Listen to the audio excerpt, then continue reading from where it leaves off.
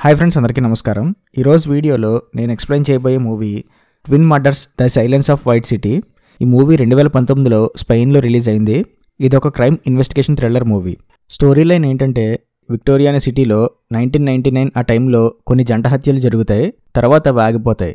మళ్ళీ 20 ఏళ్ల తర్వాత ఆ జంట హత్యలు అదే సిటీలో జరుగుతుంటాయి. మరి ఆ హత్యలు చేస్తుంది ఎవరో, ఎందుకు గ్యాప్ ఇచ్చారు, మళ్ళీ ఎందుకు స్టార్ట్ చేశారు, హీరో ఈ హత్య కేసుల్లో ఎలా ఇరుక్కున్నాడు, దాని నుంచి ఎలా బయటపడ్డాడు, ఇదే స్టోరీ అయితే మంచి మంచి ట్విస్టులతో చాలా ఇంట్రెస్టింగ్గా ఉంటుంది. సో మరి ఇంకా ఏమాత్రం ఆలస్యం చేయకుండా ఇవాళ మూవీ స్టోరీలోకి ఎంటర్ అయిపోదాం. ఓపెనింగ్ సీన్లో మనకి కొన్ని ఫొటోస్ చూపిస్తారు.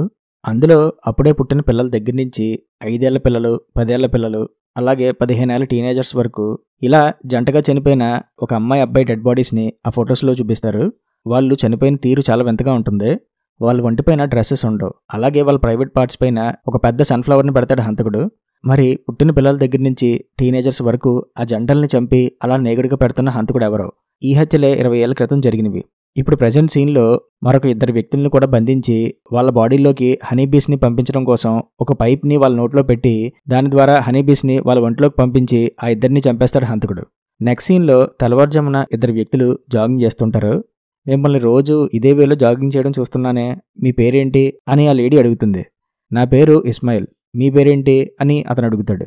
నా పేరు బ్లాంకా అని ఆ లేడీ చెప్తుంది. ఈ ఇస్మాయిలే ఈ కథలో హీరో. ఇస్మాయిల్ ఒక పోలీస్ ఆఫీసర్. జాగింగ్ ఫినిష్ చేసుకుని ఇస్మాయిల్ ఇంటికి వెళ్ళి తర్వాత రెడీ అయ్యి తర్వాత క్రైమ్ సీన్ దగ్గరికి వెళ్తాడు. మీడియా వాళ్ళంతా అతనితో మాట్లాడుతూ, సార్ ఆ స్లీపర్ కిల్లర్ మళ్ళీ వచ్చాడా, ఇది కూడా జంట హత్యానా అని వాళ్ళు అడుగుతారు. ఇస్మాయిల్ మీడియాకి ఆన్సర్ చేయకుండా చర్చ్ లోపలికి వెళ్తాడు. ఎందుకంటే క్రైమ్ సీన్ చర్చిలోనే ఉంది. ఇస్మాయిల్తో పాటు ఎస్టీ అనే మరో పోలీస్ ఆఫీసర్ కూడా ఈ కేసుని హ్యాండిల్ చేస్తుంది. 20 ఏళ్ల తర్వాత మళ్ళీ ఇలాంటి జంట హత్య జరిగింది. సో మనం పాత రిపోర్ట్స్ అన్నీ చెక్ చేయాలి అని ఇస్మాయిల్ అంటాడు. అన్నీ నీకు ఆల్రెడీ ఈమెయిల్ చేశాను, కొంచెం నువ్వు ఈమెయిల్ వర్క్ చేసే ఫోన్ వాడు అని ఎస్టీ అంటుంది. క్రైమ్ సీన్ దగ్గర సేమ్ మూవీ స్టార్టింగ్లో చూపించిన ఫొటోస్ లాగే 2 వ్యక్తులు, అమ్మాయి అలాగే అబ్బాయి జంటగా నేకెడ్గా చనిపోయి ఉంటారు. అండ్ వాళ్ళ బాడీస్ పైన ఆ సన్ఫ్లవర్ ఉంటుంది. ఇస్మాయిల్ వాళ్ళ బాడీస్ని చూసి లైట్ ఆఫ్ చేయించి తన దగ్గర ఉన్న లైట్తో వాళ్ళ బాడీస్ని చెక్ చేస్తాడు. వాళ్ళ ఫేస్ దగ్గర పెట్రోల్ స్మెల్ వస్తుంటుంది. ఏంటి అని చెప్పి ఇస్మాయిల్ వాళ్ళ నోర్లు ఓపెన్ చేస్తే అందులో నుంచి ఒక హనీబీ బయటకు వచ్చి ఎగురుతుంది. ఓకే, హంతకుడు వీళ్ళ బాడీస్లోకి ఆ హనీబీస్ని పంపించి చంపాడనమాట అని వీళ్ళకి అర్థమవుతుంది. తర్వాత అటాప్సీ డాక్టర్ కూడా అదే కన్ఫర్మ్ చేస్తుంది. ఈ హనీబీస్కి ఏదో ఒక కెమికల్ పట్టించాడు. దాంతో వీటికి బాగా చిరాకు కోపం వచ్చాక అప్పుడు వాటిని వీళ్ళ బాడీస్లోకి ఎక్కించాడు హంతకుడు. బాడీ పైన ఈ మార్క్స్ చూసారా, ఇవి ఆ హనీబీస్ వీళ్ళని లోపల నుంచి కుట్టడం వల్ల వచ్చిన మార్క్స్. హంతకుడు వీళ్ళ మెడ దగ్గర ఏదో ఇంజెక్షన్ ఇచ్చాడు. దాంతోనే వీళ్ళు స్పృహ కోల్పోయి ఉంటారు. హంతకుడు చాలా దారుణంగా వీళ్ళని చంపాడు అని ఆ డాక్టర్ చెప్తుంది. తర్వాత ఇస్మాయిల్ అండ్ ఎస్టీ డాక్టర్తో మాట్లాడి వీళ్ళు బయలుదేరుతుండగా వీళ్ళ కార్ దగ్గర ఒక ఫోటో ఉంటుంది. ఆ ఫోటో ఇస్మాయిల్ ఆ క్రైమ్ సీన్ దగ్గరికి వచ్చినప్పుడు తీసిన పిక్. సో హంతకుడు వీళ్ళని ఫాలో అవుతున్నాడని వీళ్ళకి అప్పుడు అర్థమవుతుంది. నెక్స్ట్ సీన్లో వీళ్ళ చీఫ్ మాట్లాడుతూ, ఈ జంట మర్డర్స్ కేసు సోషల్ మీడియాలో బాగా హైలైట్ అయిపోయింది. నేనటి నుంచి మనకి చాలామంది పేరెంట్స్ కాల్ చేసి మా పిల్లలు పార్టీకి వెళ్ళి ఇంకా ఇంటికి రాలేదు, మీరే బతకాలి అని ఒకటే గోల. అందుకే ఒక కొత్త డిప్యూటీ చీఫ్ని అపాయింట్ చేశా. ఆవిడే ఈ కేసుని లీడ్ చేస్తుంది. నువ్వు కొద్ది రోజుల వరకు డ్యూటీ గ్యాప్ ఇచ్చావు కదా, ఇక్కడ చాలా మార్పులు జరిగాయి అని చీఫ్ చెప్తాడు. చీఫ్ ఆ డిప్యూటీ చీఫ్ని ఇస్మాయిల్కి పరిచయం చేస్తాడు. ఆమె ఎవరో కాదు, మూవీ స్టార్టింగ్లో ఇస్మాయిల్ని కలిసిన బ్లాంకాయే. ఈమె మన డిప్యూటీ చీఫ్, పేరు ఆల్బా, వీడి పేరు ఉన్నాయి అని చీఫ్ చెప్తాడు. అంటే వీళ్ళ పేర్లు ఇస్మాయిల్, బ్లాంకా కాదనమాట. వీళ్ళు స్ట్రేంజర్స్ కదా, అందుకే వీళ్ళ ఒరిజినల్ నేమ్స్ ఒకరికొకరు చెప్పుకోలేదు. సో కథలో ఇక్కడ నుంచి ఇస్మాయిల్ పేరు ఉన్నాయ్ అండ్ బ్లాంకా పేరు ఆల్బా. వాళ్ళిద్దరూ ఈసారి ఒరిజినల్ నేమ్స్తో పరిచయం చేసుకుంటారు. ఇంకా ఈ కేసు విషయానికి వస్తే 20 years బ్యాక్ జరిగిన ఇలాంటి జంట హత్యలలో ఒక వ్యక్తిని అరెస్ట్ చేశారు. 20 ఏళ్లుగా అతను జైల్లోనే ఉన్నాడు. సో వాడు జైల్లో ఉండి కూడా మళ్ళీ అలాంటి హత్య జరిగిందంటే మనం అరెస్ట్ చేసిన వాడు అసలైన హంతకుడు కాదన్నమాట అని ఆల్బా అంటుంది. అలా ఎందుకు అనుకోవాలి, వాడికి ఇంకా ఎవరైనా పార్ట్నర్ ఉన్నాడేమో, వాడే ఈ హత్యలు చేస్తున్నాడేమో అని ఉన్నాయి అంటాడు. మొదటి హత్య 20 ఏళ్ల క్రితం జరిగింది. అప్పుడే పుట్టిన 2 పిల్లల్ని చంపారు. ఆ హత్య జరిగిన డేట్ జూలై 24, 1999. ఆ తర్వాత అదే ఇయర్లో ఆగస్ట్ 1న 5 ఏళ్ల పిల్లల్ని చంపారు. ఆ తర్వాత ఆగస్ట్ 5న 10 ఏళ్ల పిల్లల్ని చంపారు. మళ్ళీ ఆగస్ట్ 8న 15 ఏళ్ల టీనేజర్స్ని చంపారు. ఆ తర్వాత ఆ హత్యలు ఆగిపోయాయి. మళ్ళీ 20 ఏళ్ల తర్వాత సేమ్ మొదటి హత్య జరిగిన డేట్ జూలై 24, ప్రెజెంట్ ఇయర్ 2019న 20 ఏళ్ల ఒక అమ్మాయి అబ్బాయిని చంపారు. ఈ కేసులో అరెస్ట్ అయిన ఆర్టిస్ట్ జైల్లో ఉన్నాడు. అతను అప్పట్లో మంచి మంచి క్రైమ్ నావెల్స్ రాసేవాడు. వీడికి ఆన్లైన్లో అకౌంట్ కూడా ఉంది, దానికి 5 lakhs ఫాలోవర్స్ కూడా ఉన్నారు అని ఎస్టీ డీటెయిల్స్ చెప్తుంటుంది. కిల్లర్స్కి ఫ్యాన్స్ కూడా ఉంటారా, అసలు వీడు జైల్లో ఉండగా వాడికి ఇంటర్నెట్ యాక్సెసే ఉంటుంది కదా అంటే ఎవరో వీడి పేరు మీద ఆ అకౌంట్ రన్ చేస్తున్నారనమాట అని ఆల్బా అంటుంది. ఆ అకౌంట్ని చెక్ చేస్తే అందులో క్రాకెన్ అనే వ్యక్తి ఒక లైన్ రాస్తాడు. ఈ చక్రం మళ్ళీ తిరుగుద్ది, దమ్ముంటే ఆపుకోండి అని రాస్తాడు. లేటెస్ట్గా చనిపోయిన అమ్మాయి పేరు ఎర్నా అండ్ అబ్బాయి పేరు అలెగ్జాండ్రా. ఇద్దరు రిచ్ కిడ్సే, ఇద్దరికి 20 years అండ్ వాళ్ళిద్దరికి ఒకరికొకరికి పరిచయం లేదు. సో హంతకుడు వీళ్ళని వేరువేరుగా సెలెక్ట్ చేశాడనమాట అని ఎస్టీ చెప్తుంది. చూస్తుంటే ఈ జంట హత్యలు మళ్ళీ స్టార్ట్ చేశాడనిపిస్తుంది. జనాలందరినీ అలర్ట్ చేయాలి అని ఉనాయ్ అంటాడు. లేదు, ఈ విషయం జనాలకు తెలిస్తే మొత్తం సిటీ అంతా గందరగోళం అవుద్ది. సో మనం ఇన్వెస్టిగేషన్కి ఇంకా తలనొప్పిగా మారుద్ది అని ఆల్బా అంటుంది. మరి ఏం చేద్దాం, ఇంకో జంట హత్య జరిగే వరకు వెయిట్ చేద్దామా అని ఉనాయ్ అంటాడు. ఎవరో 20 years బ్యాక్ జరిగిన ఈ జంట హత్యల్ని ఇప్పుడు కాపీ కొడుతున్నారేమో అని నాకు అనిపిస్తుంది. ఇంకొంతసేపు వెయిట్ చేద్దాం అని ఆల్బా అంటుంది. సరే మీరు వెయిట్ చేయండి, మేము వర్క్ చేసుకుంటాం అని ఉనాయ్ అంటాడు. ఈ హత్య కేసులో అరెస్ట్ అయిన ఆర్టిస్ అనే వ్యక్తిని కలవడానికి జైలుకి వెళ్తారు ఎస్టీ అండ్ ఉనాయ్. అక్కడే మ్యారియో అనే జర్నలిస్ట్ అప్పుడే అక్కడి నుంచి వెళ్తూ ఉనాయ్ని కలుస్తాడు. ఏంటి సార్ ఇలా వచ్చారు, ఆ ఆర్టిస్ట్ని కలవడానికేనా? Good luck. నేను ఇప్పటి వరకు వాడితో మాట్లాడాను, కానీ వాడు నాకు ఏ రెస్పాన్స్ ఇవ్వలేదు. మీతోనైనా మాట్లాడతాడేమో ట్రై చేయండి అని మ్యారియో చెప్తాడు. అది ఓకే గానీ మేము ఇక్కడికి వచ్చినట్టు ఎవరికి చెప్పుకో అని ఉనాయ్ అంటాడు. తర్వాత వీళ్ళు ఆ ఆర్టిస్ట్ని కలుస్తారు. ఉనాయ్ ఆర్టిస్ట్తో ఫోన్లో మాట్లాడతాడు.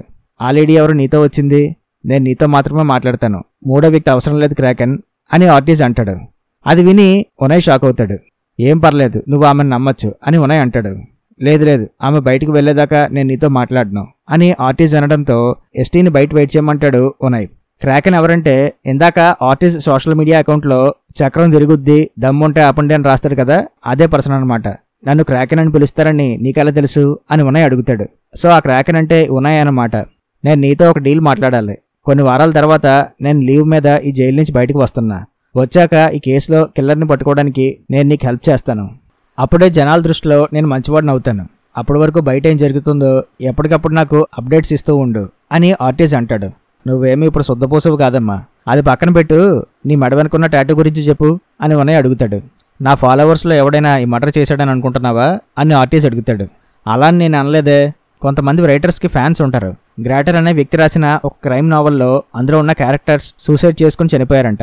చాలామంది ఫ్యాన్స్ అదే నావల్ని ఫాలో అవుతూ వాళ్ళు కూడా అలాగే సూసైడ్ చేసుకుని చనిపోయారంట. కానీ వాటిని సూసైడ్ అనరు, మర్డర్స్ అంటారు అని ఉనాయ్ అంటాడు. నువ్వు చెప్పింది నాకు అర్థమైంది. ఒకవేళ నేనే కనుక జనాల్ని కన్విన్స్ చేసి నా కోసం మీరు మర్డర్స్ చేయండి అని చెప్పగలిగే సత్తా ఉంటే ఇన్నాళ్ళెందుకు జైల్లో కూర్చొని ఏ మర్డర్ చేయకుండా ఆగిపోతాను అని ఆర్టిస్ట్ అంటాడు. బయట ఏం జరుగుతుందో నీకు క్లారిటీ ఉంది కదా, అదేంటో నాకు చెప్పు అని ఉనాయ్ అడుగుతాడు. జరిగిన మర్డర్స్ అన్నీ కూడా ఒక హిస్టారికల్ ప్లేస్లోనే జరిగాయి. అలాగే నెక్స్ట్ జరిగే మర్డర్ కూడా ఒక ఇంపార్టెంట్ ప్లేస్లోనే జరుగుద్దేమో అని ఆర్టిస్ట్ అంటాడు. అదంతా ఓకే గానీ నేనే క్రాకెన్ అని నీకెలా తెలుసు అని ఉనాయ్ అడుగుతాడు. ఆ విషయం చెప్పను అని ఆర్టిస్ట్ అంటాడు. దాంతో ఉనాయ్ అక్కడి నుంచి కోపంతో వచ్చేస్తాడు. వాడేమైనా చెప్పాడా అని ఎస్టీ అడుగుతుంది. ఏం చెప్పలేదని ఉనాయ్ చెప్తాడు. చనిపోయిన ఎర్నా అనే అమ్మాయి బాయ్ ఫ్రెండ్ పోలీసులకి ఇందాక కాల్ చేసి ఆ అమ్మాయి ఫాదరే హంతకుడని చెప్పాడంట. పైగా ఆ అమ్మాయి ఫాదర్ ఇప్పటి వరకు పోలీస్ స్టేషన్లో కంప్లైంట్ కూడా ఇవ్వలేదు అని ఎస్టీ చెప్తుంది. దాంతో వీళ్ళు ఆ చనిపోయిన అమ్మాయి వాళ్ళ ఫాదర్ దగ్గరికి వెళ్తారు. వెళ్ళి చూస్తే అక్కడ అతను తన కలెక్షన్స్లో ఉంచుకున్న ఐస్ని సర్దుకుంటూ ఉంటాడు. కంగారు పడక్కర్లేదు, అతను ఐ డాక్టర్. మీ కూతురు గురించి మిమ్మల్ని కొన్ని క్వశ్చన్స్ అడుగుదామని వచ్చాం. ఆమె రూమ్ ఎక్కడా అని ఎస్టీ అడుగుతుంది. ఇంకిప్పుడు తనకి రూమ్తో పని ఏమున్నది? అవును, మీకు పిల్లలున్నారా అని అతను అడుగుతాడు. లేరని వాళ్ళు చెప్తారు. మీ కూతురిని చంపిన వాడిని పట్టుకోవాలని మీకు అనిపించడం లేదా అని ఎస్టీ అడుగుతుంది. కానీ అతను దాని గురించి మాట్లాడకుండా ఇంకేవేవో మాట్లాడుతుంటాడు. మీరు మాతో పాటు స్టేషన్కి రావాలి అని చెప్పి ఎస్టీ అతని దగ్గరికి వెళ్తే అతను ఎస్టీని తోసేసి అక్కడి నుంచి పారిపోతాడు. తర్వాత ఉనాయ్ అండ్ ఎస్టీ వాడిని చేసి పట్టుకుంటారు. అతన్ని అరెస్ట్ చేసి ఎంక్వైరీ చేస్తుంది ఎస్టీ. మీరు జూలై 24న ఎక్కడున్నారు అని ఎస్టీ అడుగుతుంది. అతను ఏం మాట్లాడ్డు. మీ ఎక్స్ వైఫ్ దగ్గరికి మీ కూతురు వెళ్ళిపోయిందంట, అది నిజమేనా అని ఎస్టీ అడుగుతుంది. దానికి ఏం మాట్లాడ్డు. అలా అతను ఎంక్వైరీలో ఏం మాట్లాడకుండా సైలెంట్గా ఉంటాడు. నాకెందుకో వీడు ఆ హంతకుడు కాదనిపిస్తుంది అని ఉనాయ్ అంటాడు. కానీ వీడి డాటర్ చనిపోయాక ఆమెకు సంబంధించిన వస్తువులు కానీ మిగతా అన్నిటినీ పోలీసులకు దొరకకుండా దాచేయాలని చూశాడు కదా వీడు, అలా ఎందుకు చేశాడంటావు మరి అని ఆల్బా అడుగుతుంది. మేబీ బాధలో ఉండి అలా చేశాడేమో అని ఉనాయ్ అంటాడు. నువ్వు చాలా రాంగ్గా ఆలోచిస్తున్నావు అని ఆల్బా అంటుంది. నెక్స్ట్ సీన్లో ఉనాయ్ తన తాతగారి ఇంటికి వెళ్తుంటాడు. అయితే తను వెళ్లే దారిలో అక్కడ ఉన్న హైవే గార్డ్ రైల్ దగ్గర ఒక బొకే ఉంటుంది. ఉనాయ్ వాళ్ళ తాతను కలుస్తాడు. అతను హనీబీస్ని పెంచి వాటి నుంచి హనీ ఎక్స్ట్రాక్ట్ చేస్తుంటాడు. ఉనాయ్ వాళ్ళ తాతతో మాట్లాడుతుండగా అప్పుడే ఉనాయ్ని ఒక హనీబీ కొడుతుంది. అబ్బా, ఇవి ఎప్పుడు నన్నే కొడతాయేంటి, మిమ్మల్ని కొట్టవా ఏంటి అని ఉనాయ్ అడుగుతాడు. ఒక నిమిషం ఉండు అని చెప్పి ఒక యాపిల్ని కట్ చేసి దాన్ని ఉనాయ్ని కుట్టిన ప్లేస్ దగ్గర రుద్ది అక్కడే ఉన్న గ్రాస్లో దాస్తాడు వాళ్ళ తాత. ఇంక నీకేం కాదులే పద అని చెప్పి వాళ్ళ తాత అంటాడు.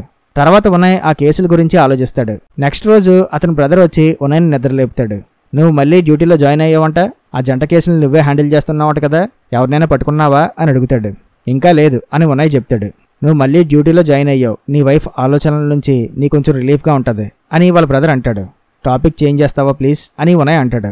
మీ బ్రదర్ నీ గురించే ఇప్పుడు ఎక్కువగా ఆలోచిస్తున్నాడు, ఎందుకంటే ఇప్పుడు అందరి చూపు ఆ క్రాకెన్ ఐడెంటిటీ పైనే ఉంది కదా, అందుకే నీ బ్రదర్ నీ గురించి ఎక్కువగా ఆలోచిస్తున్నాడు అని అతని బ్రదర్ వైఫ్ మార్టినా అంటుంది. ఆ తర్వాత ఉనయ్ సోషల్ మీడియాలో ఆ క్రాకెన్ గురించి వచ్చిన ఆర్టికల్స్ చదువుతాడు. నెక్స్ట్ రోజు మార్నింగ్ ఉనయ్ మళ్ళీ జాగింగ్ చేసుకుంటూ క్రైమ్ సీన్ దగ్గరికి వెళ్తాడు. సేమ్ ఇంకో అబ్బాయి మర్డర్, చనిపోయిన విధానం చంపిన విధానం అంతా సేమ్. కట్ చేస్తే ఇదే విషయం ఉనయ్ జైల్లో ఉన్న ఆర్టిస్ట్కి చెప్తాడు. అవునా, నేను చెప్పాను కదా మళ్ళీ ఇంపార్టెంట్ ప్లేస్లోనే హత్య జరుగుద్దని, అదే చేశాడు వాడు అని ఆర్టిస్ట్ అంటాడు. హంతకుడు అప్పట్లో ఫస్ట్ క్రైమ్లో యూ పాయిజన్ వాడాడని తెలిసింది అని ఉనయ్ అంటాడు. అంటా ఏంటి అంటే ఇప్పుడు వాడట్లేదా అని ఆర్టిస్ట్ అడుగుతాడు. ఆ విషయం నీకు చెప్పకూడదు అని ఉనయ్ అంటాడు. అదేంటి, మన మధ్య డీల్ ఉంది కదా, ఆ యూ ట్రీస్ అనేవి తరతరాల నుంచి మన యాన్సిస్టర్స్ వాడుతున్నవే. అప్పట్లో నేను ఆ యూ లీవ్స్ వాడి ఎలా చంపాలో ఒక వీడియో తీసా. ఆ వీడియో తర్వాత ఆ యూ లీవ్స్ వాడే హత్యలు జరగడంతో పోలీసులకి నాపై అనుమానం వచ్చింది. ఆ వీడియోయే నా కొంప ముంచింది. ఆ కిల్లర్ గాడు కావాలనే నన్ను ఇరికించాలనే ఆ యూ లీవ్స్ వాడి అప్పట్లో ఆ హత్యలు చేశాడు. వాడు తప్పించుకుని నన్ను ఇరికించాడు అని ఆర్టిస్ట్ అంటాడు. తర్వాత ఉనయ్ అండ్ ఎస్టీ ఆర్టిస్ట్ వాళ్ళ ట్విన్ బ్రదర్ అయిన ఇగ్నిషియాని కలుస్తారు. ఇదిగో మీరు అడిగిన లిస్ట్, ఇందులో 15 మంది ఆర్టిస్ట్ ఫ్రెండ్స్ పేర్లు ఉన్నాయి అని అతను అంటాడు. మీ బ్రదర్ బయటకు వస్తాడని మీరు అనుకుంటున్నారా అని ఉనయ్ అడుగుతాడు. వాడిని పట్టించింది నేనెందుకు అలా అనుకుంటాను అని ఇగ్నిషియా అంటాడు. మీ బ్రదరే హంతకుడని మీకెలా తెలిసింది అని ఉనయ్ అడుగుతాడు. వాడున్న అపార్ట్మెంట్లో అప్పట్లో ఆ యూ లీవ్స్ దొరికాయి. తర్వాత ఇగ్నిషియా ఆర్టిస్ట్ అండ్ అతని గర్ల్ ఫ్రెండ్ కలిసి ఉన్న ఒక ఫోటోని ఉనయ్కి చూపిస్తారు. ఆ అమ్మాయి చనిపోయినప్పుడు ఆ అమ్మాయి బాడీ పైన మీ బ్రదర్ సీమన్ దొరికిందంట, ఆ ఆటోప్సీ రిపోర్ట్స్ కావాలి మాకు అని ఉనయ్ అడుగుతాడు. అవి లేవు, ఆ రిపోర్ట్స్ని అప్పుడే చింపేశా, ఎందుకంటే వాటి వల్ల నా బ్రదర్కి ఇంకా బ్యాడ్ నేమ్ వస్తుందని. అంటే అప్పటికే మా పరువు పోయింది, మా ఫ్యామిలీకి అది జాలనిపించింది, అందుకే వాటిని డిస్ట్రాయ్ చేశాను అని ఇగ్నిషియా చెప్తాడు. తర్వాత ఉనయ్ అండ్ ఎస్టీ ఇందాక ఇగ్నిషియా ఇచ్చిన లిస్టులో 15 మంది వాళ్ళ ఫ్రెండ్స్ పేర్లు ఉంటాయి కదా, వాళ్ళని కలవడానికి వెళ్తారు. వాళ్ళందరూ ఆర్టిస్ట్ ఫ్రెండ్సే. మనం లిస్టులో ఉన్న లాస్ట్ పర్సన్ నుంచి ఎంక్వైరీ స్టార్ట్ చేద్దాం, ఎందుకంటే ఫస్ట్ రాసిన ఫ్రెండ్స్ బెస్ట్ ఫ్రెండ్స్ అయ్యి ఉంటారు. వాళ్ళు ఆర్టిస్ట్ గురించి ఏమడిగినా నిజాలు చెప్పరు, అందుకే మనం లాస్ట్ పర్సన్ నుంచి స్టార్ట్ చేద్దాం అని ఉనయ్ అంటాడు. నువ్వు గమనిస్తే వాళ్ళ ఫ్యామిలీ ఫొటోస్లో వాళ్ళ మదర్ ఎక్కువగా లేరు, ఎందుకని అంటావు? వాళ్ళ మధ్య ఏమైనా గొడవ జరిగిందంటావా? వాటి గురించి కూడా మనం ఎంక్వైరీ చేద్దాం అని చెప్పి ఉనయ్ అంటాడు. నెక్స్ట్ రోజు మార్నింగ్ మళ్ళీ ఉనయ్ అండ్ ఆల్బా జాగింగ్లో కలుసుకుంటారు. చిన్నప్పుడు నీ పేరు క్రాకెన్ అన్నట్టుగా ఈ విషయం నాకు తెలిసింది, ఆ విషయం జైల్లో ఉన్న ఆర్టిస్ట్ కూడా తెలిసినట్టుగా, వాడితో జాగ్రత్తగా ఉండు, జైలుకి రెగ్యులర్గా వెళ్ళి అతన్ని కలవకు, అది నీకే నష్టం అని ఆల్బా అంటుంది. తర్వాత ఉనయ్ ఇంటికి వస్తే ఇందాక తను జాగింగ్ చేస్తున్న ఫోటో వాళ్ళ ఇంటి గుమ్మం దగ్గర ఉంటుంది. అదే విషయం ఎస్టీకి చెప్తాడు ఉనయ్. ఆ హంతకుడు నిన్ను ఫాలో అవుతున్నాడంటే నువ్వు కూడా డేంజర్లో ఉన్నట్టే, ఎవరో నీకు బాగా తెలుసున్న వాళ్ళే ఇలా చేస్తున్నారనిపిస్తుంది అని ఎస్టీ అంటుంది. తర్వాత ఎస్టీ ఒక స్మార్ట్ ఫోన్ని ఉనయ్కి గిఫ్ట్గా ఇస్తుంది, ఎందుకంటే ఉనయ్ ఇప్పుడు పాత మొబైల్సే వాడతాడు కాబట్టి. నెక్స్ట్ సీన్లో ఉనయ్ బర్త్డే సందర్భంగా తన ఫ్రెండ్స్ అండ్ ఫ్యామిలీ పార్టీ చేసుకుంటారు. అవి ఫొటోస్ తీస్తాడు ఒకడు. కంగారు పడకండి, వాడు హంతకుడు కాదు. పార్టీలో ఉనయ్ ఫ్రెండ్ ఒకడు జరుగుతున్న ఆ ట్విన్ మర్డర్స్ గురించి అడుగుతాడు. ఆ కేసు ఇంకా ఇన్వెస్టిగేషన్లో ఉంది కదా, సో వీటి గురించి ఏ డీటెయిల్స్ చెప్పకూడదు అని ఉనయ్ వాళ్ళకి చెప్తాడు. ఇందాకొకడు ఉనయ్ బర్త్డే పార్టీలో ఫొటోస్ తీసాడు అన్నాం కదా, ఆ ఫొటోస్ తీసుకెళ్లి ఒకటికి చూపిస్తాడు. ఈ ఉనయ్యే క్రాకెన్, కావాలంటే వాడి బర్త్డే కేక్ పైన క్రాకెన్ అన్న పేరుంది చూడండి అని ఆ ఫోటోగ్రాఫర్ అతనికి చెప్తాడు. నువ్వు చెప్పింది కరెక్టే, ఓకే, ఈ విషయం ఇంకెవరికి చెప్పలేదు కదా అని అతను అడుగుతాడు. మన మధ్య డీల్ నడుస్తుండగా వేరే వాళ్ళకి ఎందుకు చెప్తాను అని ఆ ఫోటోగ్రాఫర్ అంటాడు. అవును, నీ ఏజ్ 30 కదా అని వాడు అడుగుతాడు. నీకెలా తెలుసు అని ఈ ఫోటోగ్రాఫర్ అడిగే లోపే వాడు ఆ ఫోటోగ్రాఫర్ మెడ దగ్గర ఇంజెక్షన్ పొడుస్తాడు. ఆ పొడిచిన వాడే ఈ మూవీలో విలన్. అయితే ఆ విలన్ ఎవరో మనకు మూవీలో ఇప్పుడే చూపించేస్తారు, కానీ నేను ఇంకా అప్పుడే మీకు ఆ విలన్ ఎవరో చెప్పను, రైట్ టైంలో రివీల్ చేస్తాను. అప్పటి వరకు ఆ విలన్ని మీకు సరిగ్గా చూపించడం. సో ఆ కిల్లర్ ఆ ఫోటోగ్రాఫర్కి ఇంజెక్షన్ ఇచ్చాక వాడు పడుకుని పోతాడు. తర్వాత ఆ ఫోటోని ఆర్టిస్ట్ ఆన్లైన్ అకౌంట్లో పోస్ట్ చేస్తాడు విలన్. నువ్వు వెతుకుతున్న ఆన్సర్ నీ చుట్టూరానే ఉన్నది, జాగ్రత్తగా అబ్జర్వ్ చేయి, కిల్లర్ని నువ్వు ఆల్రెడీ కలిసావు అని ఆ అకౌంట్లో రాస్తాడు. జరుగుతున్న మర్డర్స్ ప్యాటర్న్ని గమనిస్తే ఆ కిల్లర్ నెక్స్ట్ చేసే మర్డర్ 30 years ఏజ్ వాళ్ళపై ఉండాలి. అసలు వాడికి జైల్లో ఉన్న ఆర్టిస్ట్కి సంబంధం ఏంటి? అసలు వాడు ఈ క్రైమ్స్ చేసి ఏం చెప్పాలనుకుంటున్నాడు? ఖచ్చితంగా కిల్లర్కి హనీబీస్ని పెంచడం తెలుసు. వాడికి ఇంకా చాలా విషయాలపై అవగాహన ఉండాలి. వాడి సొసైటీలో మన మధ్య తిరుగుతూ ఉండాలి. బహుశా వాడికి ఒక ఫ్యామిలీ కూడా ఉండుండొచ్చు అని ఉనయ్ ఆ కిల్లర్ గురించి ఆలోచిస్తుంటాడు. నెక్స్ట్ రోజు ఉనయే క్రాకెన్ అని పేపర్లో న్యూస్ వస్తుంది. దాంతో జనాలందరూ ఉనయ్ వెంట పడతారు. ఉనయ్ వాళ్ళ నుంచి తప్పించుకుని పారిపోతాడు. మరోపక్క ఆ కిల్లర్ ఆ ఫోటోగ్రాఫర్తో పాటు ఇంకో అమ్మాయిని చంపేస్తాడు. నెక్స్ట్ సీన్లో ముందు హత్య కేసులో చనిపోయిన ఎర్నానా అమ్మాయి అంత్యక్రియలు జరుగుతుండగా ఉనయ్ అండ్ ఎస్టీ అక్కడికి వెళ్తారు. కిల్లర్ మళ్ళీ వాళ్ళకి అక్కడ ఫోటో తీస్తాడు. తర్వాత ఎస్టీ ఉనయ్తో మాట్లాడుతూ, ఆ లిస్టులో ఉన్న కొంతమందిని ఎంక్వైరీ చేశాను. ఆర్టిస్ట్ వాళ్ళ మదర్ గురించి వాళ్ళని అడిగాను. వాళ్ళ మదర్ క్యాన్సర్తో చనిపోయారంట. అండ్ ఆర్టిస్ట్కి వాళ్ళ బ్రదర్కి వాళ్ళ మదర్ అంటే చాలా ఇష్టమని చెప్పారు. అయితే వాళ్ళ మదర్ అంత్యక్రియల రోజు అందరూ వెళ్ళిపోయాక అక్కడికి ఒక అబ్బాయి వచ్చాడు. ఆ కుర్రాడు ఆర్టిస్ట్ అండ్ తన బ్రదర్ ఇగ్నిషియాతో కలిసి ఏదో మాట్లాడాడంట. ఆ తర్వాత వాళ్ళ ముగ్గురు మధ్య గొడవ జరిగింది. ఆర్టిస్ట్ అండ్ తన బ్రదర్ ఇగ్నిషియా కలిసి ఆ కుర్రాడిని చెతక్కొట్టారు. అదే అప్పుడు జరిగిందంట అని ఎస్టీ ఉనయ్కి చెప్తుంది. నెక్స్ట్ సీన్లో మళ్ళీ ఉనయ్ అండ్ ఆల్బా జాగింగ్లో కలుసుకుంటారు. మీరు ఎప్పటి నుంచి జాగింగ్ చేస్తున్నారు అని ఉనయ్ అడుగుతాడు. నా ప్రెగ్నెన్సీ పోయిన దగ్గర నుంచి స్టార్ట్ చేశాను అని ఆల్బా చెప్తుంది. అయ్యో సారీ, తెలియక అడిగాను అని ఉనయ్ అంటాడు. ఏం పర్లేదు. అవును, మీ వైఫ్ ప్రెగ్నెన్సీ టైంలోనే కార్ యాక్సిడెంట్లో చనిపోయిందంటగా అని ఆల్బా అడుగుతుంది. అది యాక్సిడెంట్ కాదు అని ఉనయ్ చెప్తాడు. వీళ్ళు జాగింగ్ అయిపోయాక ఆల్బా వెళ్ళి తన హస్బెండ్ని కలుస్తుంది. ఆమె హస్బెండ్ ఎవరో కాదు, ఈ మూవీలో కిల్లరే. ఉనయ్ కూడా అప్పుడే వాళ్ళిద్దరిని చూస్తాడు. నెక్స్ట్ సీన్లో ఉనయ్ వైఫ్ ఎలా చనిపోయిందని చూపిస్తారు. ఉనయ్ అండ్ తన వైఫ్ కార్లో వెళ్తుండగా ఆ కార్ని వేరే వ్యక్తి డ్రైవ్ చేస్తూ ఉంటాడు. వాడు ఆ కార్ డ్రైవ్ చేస్తున్నప్పుడు సడన్గా ఏమవుద్దో ఏమో కానీ సీట్ బెల్ట్ అవి తీసేసి కార్ని స్పీడ్గా పోనిస్తూ అలా తుప్పల్లోకి తీసుకువెళ్ళిపోతాడు. ఆ యాక్సిడెంట్ వల్ల వాడు ఉనయ్ వాళ్ళ వైఫ్ చనిపోతారు. ఆ యాక్సిడెంట్ జరిగిన స్పాటే మూవీ స్టార్టింగ్లో ఒక హైవే గార్డ్ రైల్కి ఒక బొకే కట్టారని చెప్పాను కదా, ఆ స్పాట్లోనే యాక్సిడెంట్ జరుగుద్ది. అందుకే అక్కడ ఆ ఫ్లవర్ బొకేని కట్టించారు.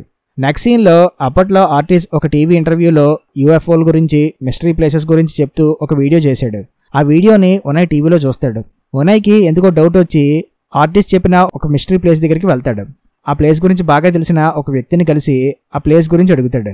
ఆ ప్లేస్లో యాడమ్ అండ్ ఈవ్ పుట్టిన దగ్గర నుంచి పెరిగి పెద్దయ్యి చనిపోయే వరకు ఏం జరిగిందో మొత్తం హిస్టరీ అంతా అక్కడున్న పెయింటింగ్స్ పైన ఉంటుందని అతను చెప్తాడు. ఆ యాడమ్ అండ్ ఈవ్ ఈడెన్ అనే గార్డెన్లో ఉండేవారు. ఆ గార్డెన్లోనే ఎక్కువగా సన్ఫ్లవర్స్ ఉండేవి.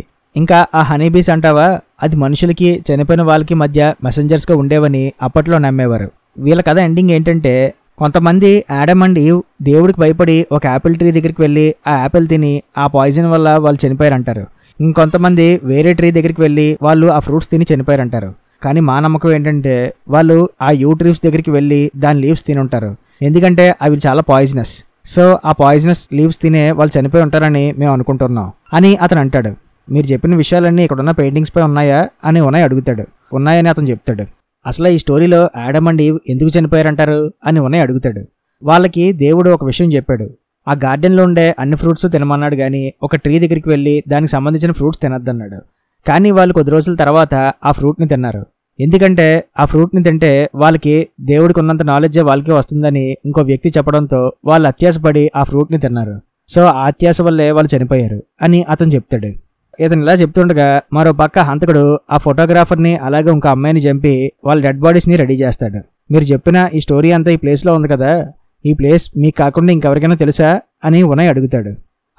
ఒకరికో ఇద్దరికో తెలుసు, వాళ్ళు ఇజారా అనే ప్లేస్కి చెందిన వాళ్ళు అని అతను చెప్తాడు. తర్వాత ఉనయ్ ఆల్బాకి కాల్ చేసి అర్జెంటుగా తనని కలవాలని అడుగుతాడు. ఆల్బా తన హస్బెండ్తో కలిసి ఊర్లో జరుగుతున్న ఒక ఫెస్టివల్ చూస్తూ ఉంటుంది. మరోపక్క ఎస్టీ ఎందుకో దిగాలుగా ఉంటుంది. ఆ రోజు నైట్ క్లబ్కి వెళ్ళి తన బ్రదర్ ఇనోకోతో కలిసి డ్యాన్స్ చేస్తూ ఎంజాయ్ చేస్తుంది. ఇక్కడ విషయం ఏంటంటే ఆ ఎస్టీ బ్రదర్ ఇనాకో గాడి మెడ వెనక కూడా ఆ సన్ఫ్లవర్ టాటూ ఉంటుంది. ఉనయ్ ఆల్బాని కలిసి ఇందాక తను తెలుసుకున్న విషయాలన్నీ ఆమెకి చెప్పి ఆ ప్లేస్లో తను తీసిన ఫొటోస్ని ఆమెకి చూపిస్తాడు. మనం ఆ ఇజార్ అన్న ప్లేస్కి వెళ్తే ఆ కిల్లర్ గురించి ఇంకా ఏమైనా ఇన్ఫర్మేషన్ దొరకచ్చు అని ఆల్బాకి చెప్తాడు. ఏదో ఒక పాత స్టోరీని విని కిల్లర్ అక్కడే ఉండొచ్చు అని అనుకోవడం కరెక్ట్ కాదు, మన దగ్గర సరైన ఆధారాలు ఉండాలి అని ఆల్బా అంటుంది. అసలు హంతకుడు ఏ రీజన్తో ఈ హత్యలు చేస్తున్నాడో తెలుసుకుంటే దాన్ని బట్టి హంతకుడిని మనం పట్టుకోగలం కదా, అలాగే నెక్స్ట్ మర్డర్స్ కూడా జరగకుండా ఆపచ్చు కదా అని ఉనయ్ అంటాడు. అది కరెక్టే, కానీ దాని గురించి ఆలోచిద్దాం అని ఆల్బా అంటుంది. నా భార్యని చంపింది సెర్జియో అని మా ఫ్రెండ్ గ్యాంగ్లో ఒకడు. వాడు ఆ రోజు అలా ఎందుకు చేశాడో ఇప్పటికీ నాకు తెలియదు.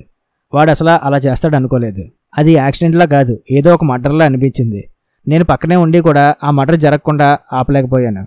అందుకే ఇప్పుడు ఈ మర్డర్స్ జరగకుండా ఆపాలని చూస్తున్నాను అని ఉనయ్ బాధపడతాడు. నెక్స్ట్ సీన్లో బయట జరుగుతున్న ఫెస్టివల్ని పైనుంచి చూసి ఎంజాయ్ చేస్తుంటారు ఉనయ్ అండ్ ఆల్బా. అప్పుడే వాళ్ళ మధ్య మంచి రొమాంటిక్ ఫీలింగ్ కలిగి కిస్ చేసుకుందాం అనుకుంటారు. అప్పుడే వాళ్ళని పైనుంచి ఫోటో తీస్తాడు ఆల్బా హస్బెండ్ అలియాస్ కిల్లర్. వీడు ఫొటోస్ తీస్తుండగా అక్కడ ఒక రాయి కింద పడుతుంది. సౌండ్ రావడంతో కిల్లర్ ఉనయ్ని ఫాలో అవుతూ ఫొటోస్ తీస్తుంటాడు కదా, సో వాడే అయి ఉంటాడని చెప్పి ఉనయ్ వాడిని పట్టుకోవడం కోసం వాడి వెంట పరిగెడతాడు. అలా చిన్న చేస్ సీన్ జరుగుతుంది. కిల్లర్ తప్పించుకుంటాడు. అక్కడ జరుగుతున్న ఫెస్టివల్లోనే మరో 2 డెడ్ బాడీస్ దొరుకుతాయి ఉనయ్ వాళ్ళకి. అప్పుడే అక్కడికి ఎస్టీ తాగేసి వస్తుంది. డ్యూటీలో ఉండకుండా అక్కడికి వెళ్ళిపోయావు, పైగా తాగేసి వచ్చావేంటి అని చెప్పి ఉనయ్ ఎస్టీని పక్కకి తీసుకువెళ్ళి అడుగుతాడు. నీ గురించి దాని గురించి తెలియదు అనుకున్నావా? నేను నిన్ను గెలుకుదాం అనుకుంటే నువ్వు దాంతో పులిహోర గెలిపావా? మీ ఇద్దరి పేరు చండాలంగా ఉంటుంది అని చెప్పి ఎస్టీ వెళ్ళిపోతుంది. ఆ రోజు నైట్ ఆల్బా హస్బెండ్ ఇంటికి వచ్చి ఆల్బాతో ప్రేమగా మాట్లాడతాడు. ఇదేంటి కొత్తగా అని ఆల్బా అంటుంది. ఆమె హస్బెండ్ బిహేవియర్ చూసి ఆమెకు ఎందుకో డౌట్ వస్తుంది. నెక్స్ట్ రోజు ఉనయ్ అండ్ ఆల్బా ఫోటోని ఉనయ్కి పంపుతాడు హంతకుడు. అప్పుడే ఆర్టిస్ట్ ఆన్లైన్ అకౌంట్లో హంతకుడు ఒక లైన్ రాస్తాడు. కిల్లర్ ఎప్పుడూ కూడా ఒక పర్సనల్ మోటివ్తోనే హత్యలు చేస్తుంటాడు అని అందులో రాస్తాడు. అది ఉనయ్ చదువుతాడు. ఆ ఇజార్ అన్న ప్లేస్లో జరిగిన కొన్ని క్రైమ్స్ని చెక్ చేస్తారు. ఒక మర్డర్ని కవర్ చేయాలంటే ఎలా చేస్తారు? ఒక యాక్సిడెంట్ జరిగింది అని చెప్పి కవర్ చేయొచ్చా అని ఉనయ్ ఎస్టీని అడుగుతాడు. యాక్సిడెంట్ అవ్వచ్చు, లేదా ఇలా ఫైర్ యాక్సిడెంట్ కూడా అవ్వచ్చు అని ఎస్టీ ఒక క్రైమ్ ఫైల్ని అతనికి చూపిస్తుంది. ఆ క్రైమ్లో తగలబడిపోయిన ఒక ఇల్లు, ఆ ఇంట్లో చనిపోయిన కొంతమంది శవాలు కనిపిస్తాయి. అయితే ఆ ఫొటోస్లో చనిపోయిన ఒక బాబు పాప శవాలు కూడా ఈ జంట మర్డర్స్లో చనిపోయిన వాళ్ళ డెడ్ బాడీస్ పొజిషన్లోనే ఉంటాయి. అది చూశాక వీళ్ళకి డౌట్ వస్తుంది. ఆ ఫైర్ యాక్సిడెంట్ జరిగింది లోపిడానా ఫామ్ హౌస్లో అని వీళ్ళకి తెలుస్తుంది. కట్ చేస్తే ఒకటికి ఫోన్ కాల్ వస్తుంది. వాడు ఫోన్లో మాట్లాడుతూ, సార్ నాకు ఇప్పుడే విషయం తెలిసింది, ఇక నేను చూసుకుంటా, మీరు మీ బ్రదర్ కంగారు పడకండి అని చెప్పి వాడు అంటాడు. తర్వాత వాడు ఒక బెల్ట్ తీసుకుని, నీకెంత బలుపుంటే డబ్బున్న వాళ్ళతో గొడవ పడతావరా అని చెప్పి ఆ కుర్రాడిని కొడతాడు. ఆ కుర్రాడు ఎవడంటే, ఇంతకు ముందు ఎస్టీ ఆర్టిస్ట్ వాళ్ళ ఫ్రెండ్ని ఎంక్వైరీ చేస్తున్నప్పుడు ఆర్టిస్ట్ వాళ్ళ అమ్మ అంత్యక్రియల టైంలో ఒక కుర్రాడు వచ్చి వాళ్ళతో గొడవ పడ్డాడు కదా, ఆ కుర్రాడే వీడనమాట. సో అలా ఆర్టిస్ట్ అండ్ ఇగ్నిషియాతో గొడవ పడినందుకు ఆ కుర్రాడు వాళ్ళ నాన్న వీడిని చెత్త కొడతాడనమాట. వాళ్ళ అమ్మ వచ్చి ఆ కుర్రాడిని కొట్టనివ్వకుండా ఆపుతుంది. ఎందుకు వాడిని కొడుతున్నారు? వాడు చెప్పేది కూడా నిజమయ్యి ఉంటే మనం వాళ్ళ దగ్గర మనీ డిమాండ్ చేయొచ్చు కదా అని ఆవిడ అంటుంది. వీడికిలాగే నీకు పిచ్చి పట్టిందా? ఇద్దరిని చంపేస్తాను, ఈ విషయం ఎక్కడితో మర్చిపోండి అని అతను అంటాడు. తర్వాత ఆవిడ ఆ కుర్రాడిని తిట్టి, రేపటి నుంచి నువ్వు పనిలోకి వెళ్ళు, అప్పుడైనా మనకు డబ్బులు వస్తాయి అని చెప్పి ఆవిడ అంటుంది. అదంతా అక్కడున్న ఆ కుర్రాడు బ్రదర్ అండ్ సిస్టర్ చూస్తుంటారు. కాసేపటికి ఆ కుర్రాడు వాళ్ళ ఇంటి దగ్గరలో ఉన్న ఆ యూ ట్రీ దగ్గరికి వెళ్ళి దాని లీవ్స్ని తీసుకొచ్చి వాళ్ళు తాగే ఫుడ్లో కలుపుతాడు. ఆ ఫుడ్ని ఆ ఫ్యామిలీ అంతా తింటారు, ఆ కుర్రాడు తప్ప. దాంతో ఆ ఫ్యామిలీ మొత్తం చనిపోతుంది. వీడు వాళ్ళందరినీ చంపేశాక ఆ ఇంటిని తగలబెట్టి అక్కడి నుంచి వెళ్ళిపోతాడు. ఇందాక ఎస్టీ లోపడైనా ఫామ్ హౌస్లో ఫైర్ యాక్సిడెంట్ జరిగిందని చెప్పింది కదా, ఆ స్టోరీయే ఇదనమాట. అక్కడ జరిగింది ఇదేనమాట. ఆ కుర్రాడే తన ఫ్యామిలీని చంపేసి అక్కడి నుంచి పారిపోయాడు. అదే విషయం లోకల్ పోలీస్ ఆఫీసర్లు ఉనయ్ వాళ్ళకి చెప్తాడు. ఆ కుర్రాడిది బ్లాక్ కలర్ హెయిర్ కాదు, వాడికి రెడ్ కలర్ హెయిర్ ఉంటుంది, వాడు అక్కడే బ్రతికిపోయాడు అని పోలీస్ ఆఫీసర్ చెప్తాడు. అంటే ఆ పోలీస్ ఆఫీసర్ కూడా అక్కడ ఏం జరిగిందో తెలియదన్నమాట. ఆ కుర్రాడి పేరేంటో తెలుసా అని ఉనయ్ అడుగుతాడు. తెలీదని ఆ ఆఫీసర్ చెప్తాడు. నెక్స్ట్ సీన్లో ఆల్బా వాళ్ళ హస్బెండ్, అదే ఈ కథలో కిల్లర్, వాడి జుట్టుకి బ్లాక్ కలర్ వేసుకుంటాడు. అంటే వాడిది రెడ్ కలర్ హెయిర్ అనమాట. అంటే ఆ కుర్రాడే ఈ హంతకుడు అనమాట. నెక్స్ట్ సీన్లో ఉనయ్ అండ్ ఆల్బా మళ్ళీ జాగింగ్కి వెళ్తారు. మనం ఇంకా ఈ రోజు నుంచి ఇలా కలవకూడదు, నా హస్బెండ్కి నాపై డౌట్ వచ్చింది అని ఆల్బా అంటుంది. ఆల్బా కలద్దు అనేసరికి వీడికి ఇంకా ఆత్రం ఆపుకోలేక వాళ్ళిద్దరూ ఇంటిమేట్ అవుతారు. అంటే వీళ్ళు రోజు జాగింగ్ అని చెప్పి ఇంకేదో ఇంక చేస్తున్నారనమాట. సో వీళ్ళ ఎఫ్ఐఆర్ గురించి ఎస్టీకి ముందే తెలుసు కాబట్టే ఇంతకు ముందు ఆమె తాగేసి వచ్చి ఉనయ్తో గొడవ పడుతుంది. నెక్స్ట్ సీన్లో ఆర్టిస్ట్ అండ్ తన ట్విన్ బ్రదర్ ఇగ్నాసియో వాళ్ళు టీనేజర్స్గా ఉన్నప్పుడు ఒక అమ్మాయితో క్లోజ్గా ఉన్న ఫొటోస్ హంతకుడి దగ్గర ఉంటాయి. ఇంతకు ముందు ఇలాంటి ఫోటోయే ఒకటి ఇగ్నాసియో ఉనయ్ వాళ్ళకి ఇచ్చి ఆ ఫోటోలో ఉన్న అమ్మాయి ఆర్టిస్ట్ గర్ల్ ఫ్రెండ్ అని చెప్తాడు. నెక్స్ట్ సీన్లో ఇగ్నాషియా తన కంపెనీకి సంబంధించిన ఏదో ఒక ప్రెజెంటేషన్ ఇస్తుంటే అక్కడికి ఆల్బా తన హస్బెండ్తో వస్తుంది. తర్వాత ఉనయ్ అండ్ ఎస్టీ కూడా అక్కడికి వస్తారు. ఇగ్నాషియా తన కంపెనీకి సంబంధించిన హనీ గురించి మీడియాలో చెప్తాడు. అయితే తెలిసిందేగా, మీడియా వాళ్ళు మెయిన్ టాపిక్ కాకుండా మిగిలిన టాపిక్ గురించి అడుగుతారు. వాళ్ళు ఇగ్నాషియా తన బ్రదర్ ఆర్టిస్ట్ గురించి, ఆర్టిస్ట్ గర్ల్ ఫ్రెండ్ గురించి అడుగుతారు. వాళ్ళు ఎందుకు అడుగుతారంటే, ఇందాక హంతకుడి దగ్గర ఇగ్నాషియా అండ్ ఆర్టిస్ట్ ఒక అమ్మాయితో కలిసి ఉన్న ఫొటోస్ ఉన్నాయి కదా, ఆ ఫొటోస్ని ఆ మీడియా వాళ్ళకి పంపుతాడు హంతకుడు. మీడియా అలా అడుగుతుంది. ఆ నెక్స్ట్ మినిటే ఆ ఫొటోస్ అన్ని న్యూస్ ఛానల్స్లో వచ్చేస్తాయి. దాంతో ఇగ్నాషియా వెంటనే అక్కడి నుంచి పారిపోతాడు. ఉనయ్ అండ్ ఎస్టీ అతన్ని పట్టుకోవడానికి చూస్తారు, కానీ అతను తప్పించుకుంటాడు. తర్వాత అతని కోసం వెతుకుతారు, కానీ వాడు ఎక్కడా దొరకడు. 2 days తర్వాత అదే విషయం న్యూస్లో చెప్తూ ఆర్టిస్ట్ కూడా జైలు నుంచి రిలీజ్ అవ్వబోతున్నాడు. చాలామంది లేడీస్ ఆ ఇద్దరు బ్రదర్స్ పైన కోర్టులో కేసు వేయాలనుకుంటున్నారు అని న్యూస్లో చెప్తారు. ఉనయ్ జైల్లో ఉన్న ఆర్టిస్ట్ దగ్గరికి వెళ్ళి, మీ బ్రదర్స్ ఇద్దరూ కలిసి ఒక అమ్మాయిని చంపేశారు. ముందు నీ బ్రదర్ ఇగ్నాషియా ఆ అమ్మాయిని ఇష్టపడి ఉంటాడు.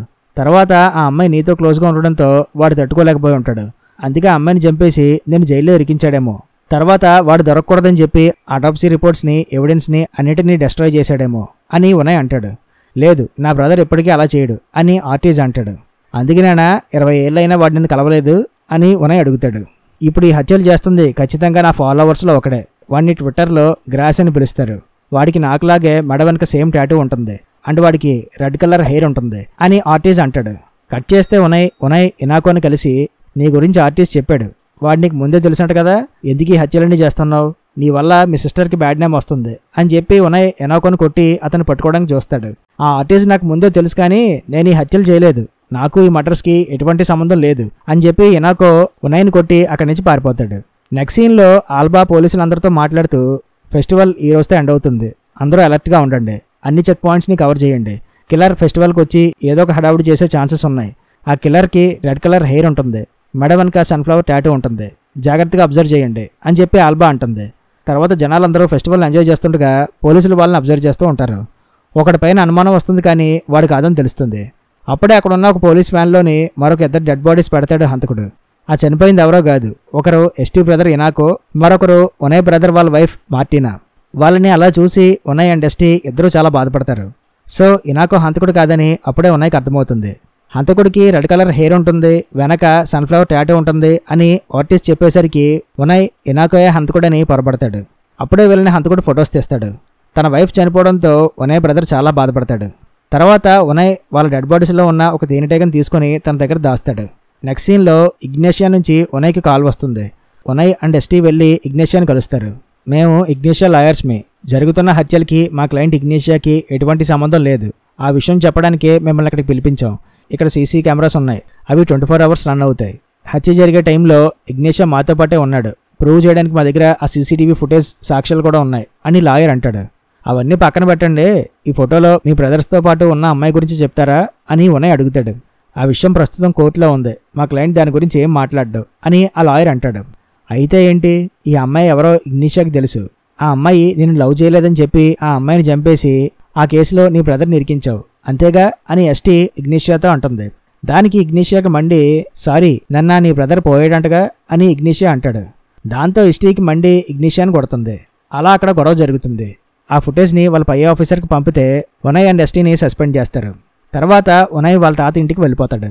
అక్కడే తన ఇన్వెస్టిగేషన్ వర్క్ని కొనసాగిస్తాడు. అప్పుడే అక్కడికి వాళ్ళ తాత వస్తాడు. ఈ హనీబీని ఎందుకు దాచావు, దీన్ని ఎలా బంధించకూడదు, వదిలేస్తే దాని ప్లేస్కి అది వెళ్ళిపోద్ది అని వాళ్ళ తాత అంటాడు. అది తెలుసులే తాత, అందుకే బంధించాను అని ఉనయ్ అంటాడు. అక్కడున్న ఫొటోస్ చూసి ఈ లేడీ ఫోటో ఇక్కడ ఉందేంటి అని అతను అడుగుతాడు. ఏ ఆవిడ గురించి నీకు తెలుసా అని ఉనయ్ అడుగుతాడు. తెలుసు, ఈ లేడీ గురించి అప్పట్లో ఊర్లో పెద్ద రూమర్ నడిచేది. అదేంటంటే ఈమె ఒకరిని పెళ్లి చేసుకుంది, మరొకరి ద్వారా ప్రెగ్నెంట్ అయిందని అని అతను చెప్తాడు. ఆ లేడీ ఎవరో కాదు, ఆర్టిస్ట్ అండ్ ఇగ్నేషియా వాళ్ళ అమ్మే. మరో పక్క ఆర్టిస్ట్ జైలు నుంచి రిలీజ్ అవుతాడు. రిలీజ్ అయ్యాక ఇగ్నేషియా అండ్ ఆర్టిస్ట్ మ్యారియోకి ఇంటర్వ్యూ ఇస్తారు. వాళ్ళు వాళ్ళ చైల్డ్హుడ్ గురించి చెప్తారు. మ్యారియో అదంతా విని అదంతా ఓకే సార్, మీరు మీ మదర్ అంత్యక్రియల టైంలో ఒక కుర్రాడితో గొడవ పడ్డారంట కదా, ఆ కుర్రాడు ఎవరు అని మ్యారియో అడుగుతాడు. ఈ విషయం మాకు తప్ప ఎవరికి తెలియదే, నీకెలా తెలుసు అని వాళ్ళు అడుగుతారు. ఎలా తెలియడు ఏంట్రా, ఆ కుర్రాడిని నేనే అని చెప్పి మ్యారియో అంటాడు. సో ఈ కథలో కిల్లర్ ఎవరో కాదు, మ్యారియోనే. ఈ మ్యారియోనే మూవీ స్టార్టింగ్లో ఉనయ్ జైల్లో కలిసింది. ఈ మ్యారియోనే ఆల్బా హస్బెండ్. ఇక్కడ రివీల్ అయ్యే ఇంకో ట్విస్ట్ ఏంటంటే ఈ మ్యారియో ఎవరో కాదు, ఈ ఆర్టిస్ట్ అండ్ ఇగ్నేషియా వాళ్ళ బ్రదరే.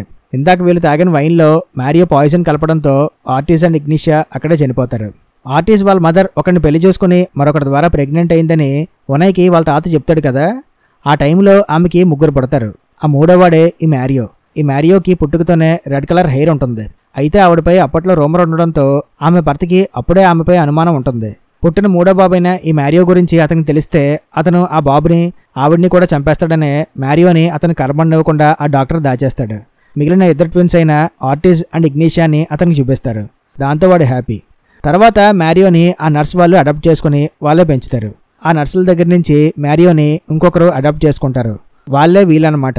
అయితే ఆ కుర్రాడికి వీళ్ళు మ్యారియో అని కాకుండా నాన్చో అని పేరు పెడతారు. ఇదే విషయం ఆర్టిస్ట్ వాళ్ళ అమ్మ గురించి తెలుసుకుందామని వెళ్ళిన ఎస్టీ అండ్ ఉనయ్కి ఆ నర్స్ చెప్తుంది. అతని పూర్తి పేరు నాన్చో లోపిడానా అని తెలుస్తుంది. లోపిడానా అంటే ఆ ఫామ్ హౌస్లో ఆ ఫైర్ యాక్సిడెంట్లో చనిపోయిన వాళ్ళే కదా, సో ఆ ఫైర్ యాక్సిడెంట్లో బ్రతికిపోయిన కుర్రాడే ఆ నాన్చో అనమాట అని వీళ్ళకప్పుడు తెలుస్తుంది. తర్వాత ఎంక్వైరీ చేయగా ఈ నాన్చో పాంపలోనా అనే ఏరియాలో ఉండేవాడని, అదే ఏరియాలో జరిగిన మరొక ఫైర్ యాక్సిడెంట్లో అతను చనిపోయాడని తెలుస్తుంది. సో ఉనయ్ వాళ్ళు నాన్చో ఫైర్ యాక్సిడెంట్లో చనిపోయాడని తెలిసిన ఆ ప్లేస్కి వెళ్ళి ఎంక్వైరీ చేస్తారు. ఆ ఫైర్ యాక్సిడెంట్ నిజమే అని తెలుస్తుంది. నాన్చో ఫొటోస్ని అప్పుడే వెళ్ళి చూస్తారు. ఆర్టిస్ వాళ్ళతో గొడవపడిన ఆ రెడ్ కలర్ హెయిర్ ఉన్న కుర్రాడు అదే ఆ నాన్చో ఆ ఫొటోస్లో ఉంటాడు. నాన్చోతో పాటు మరొక వ్యక్తి కూడా ఆ ఫొటోస్లో ఉంటాడు. ఆ కుర్రాడు ఎవరని ఉనయ్ అడుగుతాడు. ఆ కుర్రాడు నాన్చో క్లోజ్ ఫ్రెండ్ అండ్ రూమ్మేట్. వాళ్ళిద్దరూ కలిసి జర్నలిజం చేశారు. వాడి పేరు మ్యారియో అని అతను చెప్తాడు. ఆ ఫొటోస్ జాగ్రత్తగా గమనిస్తే నాన్చో రాను తన ఫ్రెండ్ మ్యారియో గెటప్ లాగా మార్చుకున్నాడని ఉనయ్కి తెలుస్తుంది. మ్యారియో అంటే తనకు తెలిసిన ఆ జర్నలిస్ట్ మ్యారియో అని అప్పుడే ఉనయ్కి అర్థమవుతుంది.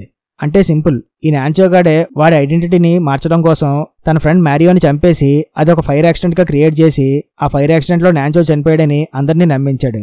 నిజానికి అక్కడ చనిపోయింది మ్యారియో. అలా నాన్చో తన ఐడెంటిటీని మ్యారియోగా మార్చేసుకున్నాడనమాట. ఈ విషయాలన్నీ ఇప్పుడు ఉనయ్కి అర్థమవుతాయి. ఆ జర్నలిస్ట్ మ్యారియో ఆల్బా వాళ్ళ హస్బెండ్ అని ఇంతకు ముందే ఉనయ్కి తెలుసు కాబట్టి ఉనయ్ వెంటనే ఆల్బాకి కాల్ చేసి విషయం చెప్తాడు. అయితే మ్యారియో అదే టైంలో ఆల్బాకి ఇంజెక్షన్ ఇస్తాడు.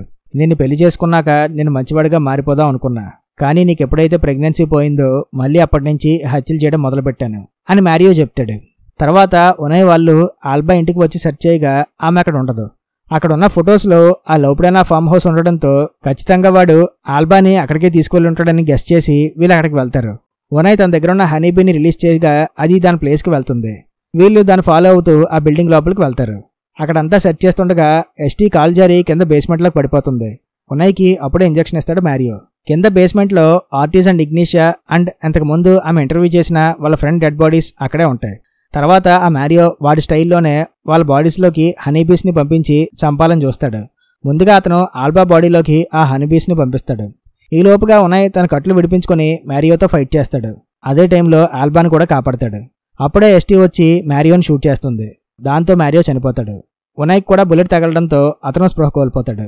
లాస్ట్లో ఉనయ్ వాళ్ళ తాత ఇంతకు ముందు ఉనయ్ని హనీబీ కుట్టినప్పుడు ఒక యాపిల్ని తీసి దాన్ని రుద్ది మళ్ళీ పాతేస్తాడు కదా, ఆ యాపిల్ ఇప్పుడు ఒక మొక్క అవుతుంది. ఆ మొక్కని సమాధి చేస్తాడు. ఆ వెంటనే ఉనయ్కి స్పృహ వచ్చినట్టుగా మనకు చూపిస్తారు. అక్కడతో ఈ మూవీ ఎండ్ అవుతుంది. ఒకసారి మళ్ళీ ఫస్ట్ నుంచి కేస్ రీవిజిట్ చేద్దాం. స్టార్టింగ్ నుంచి చూస్తే ముందుగా ఆర్టిస్ అండ్ ఇగ్నిషియా వాళ్ళ అమ్మకి వేరొక వ్యక్తి ద్వారా మ్యారియో పుడతాడు. సో ఈ మ్యారియో గురించి వాళ్ళ హస్బెండ్కి తెలిస్తే ఇద్దరికీ ప్రాబ్లం అవుద్దని చెప్పి మ్యారియోని ఒక నర్స్కి ఇచ్చేస్తుంది. తర్వాత ఆ బాబుని లోపిడానా అన్న ఫ్యామిలీ అడాప్ట్ చేసుకుంటుంది. వాడికి నాన్చో అని పేరు పెడుతుంది. కొద్ది సంవత్సరాల తర్వాత, అంటే ఆర్టిస్ వాళ్ళ అమ్మ చనిపోయిన తర్వాత నాన్చోకి వాళ్ళ అమ్మ ఎవరో తెలుస్తుంది. దాంతో ఆ విషయం ఆర్టిస్ వాళ్ళకి చెప్తాడు నాన్చో.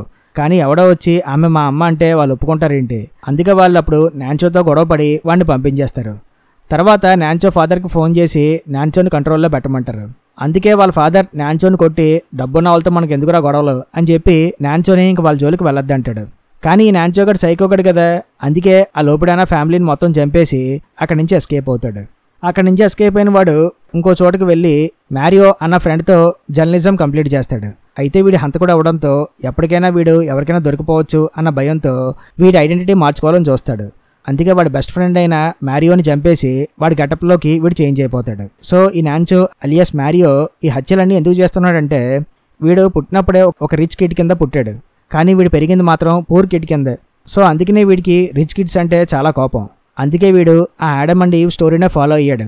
ఆ ఆడమ్ అండ్ ఈవ్ కూడా గ్రీడ్ వల్లే చనిపోయారు కదా, సో అందుకనే వీడు ఆ స్టోరీనే ఫాలో అవుతూ రిచ్ కిడ్స్ని అలా జంటలుగా చంపడం మొదలుపెట్టాడు. అయితే ఈ నాన్చో గడికి ఆల్బాతో పరిచయం అయ్యి ఆమెతో లవ్లో పడ్డాక ఈ హత్యల మధ్యలో ఆపేశాడు. అలాగా కొన్ని ఇయర్స్ గడిచిపోయిన తర్వాత ఆల్బా ప్రెగ్నెన్సీ పోవడంతో మళ్ళీ వీడిలో ఉన్న సైకో బయటకు వచ్చాడు. అప్పటి నుంచి మళ్ళీ హత్యలు చేయడం మొదలుపెట్టాడు. అందుకనే ఇలా 20 years గ్యాప్ వచ్చిందనమాట. అది ఈ కిల్లర్ సైడ్ అయిన స్టోరీ. నెక్స్ట్ ఆర్టిస్ అండ్ ఇగ్నాషియో స్టోరీకి వద్దాం. వీళ్ళిద్దరూ రిచ్ కిడ్సే అవడంతో వీళ్ళు చాలామంది అమ్మాయిలను ఏడిపించి వాళ్ళని ఫిజికల్గా వాడుకునేవారు. అయితే వీళ్ళు ఒక అమ్మాయిని చంపేస్తారు. ఆ అమ్మాయిని వీళ్ళల్లో ఎవరు చంపారో క్లారిటీ ఉండదు. కానీ మూవీలో మనకు మెయిన్గా ఏం చెప్తారంటే, ఇగ్నిషియా ఆ అమ్మాయిని లవ్ చేస్తాడు, కానీ ఆ అమ్మాయి ఆర్టిస్ని లవ్ చేయడంతో ఇగ్నిషియాకి మండి ఆ అమ్మాయిని చంపేసి ఆ కేసుని ఆర్టిస్ మీద తోసేశాడని చెప్తారు. సో మేబీ అదే జరుగుండొచ్చు. అది ఆర్టిస్ అండ్ ఇగ్నిషియా వైపు ఉన్న స్టోరీ. సో ఆర్టిస్కి వాడు జైల్లో ఎందుకున్నాడో, వాడిని జైల్లో ఎవరు పెట్టారో 20 ఏళ్ళ తర్వాత కూడా అతనికి తెలియదు అనమాట. మూవీలో మనకి విలన్ని ముందుగానే చూపించేస్తారు. అలా చూపించేస్తే ఇంట్రెస్టింగ్గా ఉండదని చెప్పేసి నేను లాస్ట్లో రివీల్ చేశాను. ఐ హోప్ ఈ మూవీని నేను మీకు క్లియర్గా ఎక్స్ప్లెయిన్ చేశానని అనుకుంటున్నా. మీకు గనక నా ఎక్స్ప్లెనేషన్ నచ్చితే కంపల్సరీ వీడియోని లైక్ చేయండి. అలాగే వీడియోని అందరికీ షేర్ చేయండి. మరిన్ని ఇంట్రెస్టింగ్ మూవీస్ కోసం మన ఛానల్ని సబ్స్క్రైబ్ చేయండి. మరొక ఇంట్రెస్టింగ్ మూవీతో మళ్ళీ కలుస్తాను. Thank you.